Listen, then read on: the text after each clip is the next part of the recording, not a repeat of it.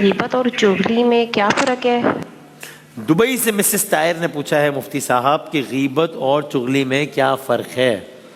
جی، غیبت تو یہ ہوتی ہے کہ مسلمان بھائی کی ذات یا اس سے تعلق رکھنے والی چیز کی میں موجود کوئی برائی اس کے پیٹھ پیچھے اجازت شرع کے بغیر بیان کرنا.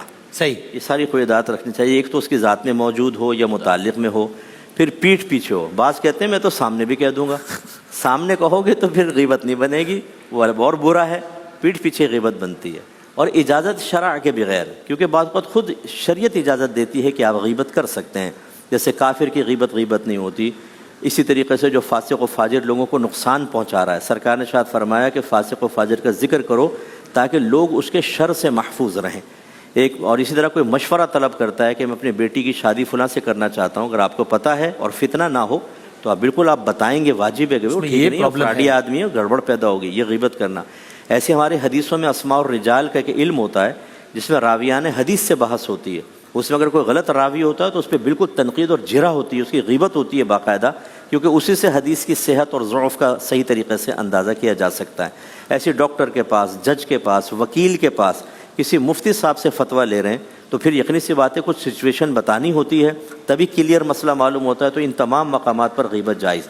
اس کا مطلب یہ ہے کہ جب کوئی غیبت کر رہا ہو خصوصاً اہل علم تو عوام کو فوراً بدگمان نہیں ہونا چاہیے. ہو سکتا ہے کہ وہ جوازی صورتوں میں سے ایک کر رہا ہو. بالکل صحیح. اور چغلی یہ ہوتی ہے کہ کسی کی ایسی بات دوسرے تک پہنچانا جو وہ پسند نہ کرے، اور پہنچانے کے بعد ان دونوں میں آپس میں فتنہ اور کلیش ہو جائے.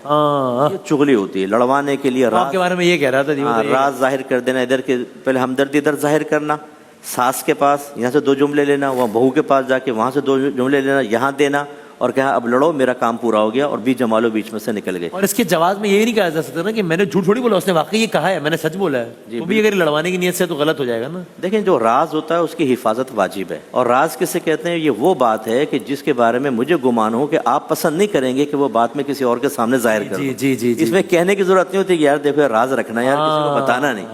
بعض بھائی کہتے ہیں انہوں نے منع کوئی کیا تھا، تمہیں نہیں پتا، اتنا آئیڈیا نہیں ہے کہ وہ یہ بات آگے شیئر نہیں کرنا چاہے گا. اس طرح کے لڑوانے کی خاص نیت ہو راز ظاہر کر کے تو پھر یہ چغلی کے اندر آتا ہے.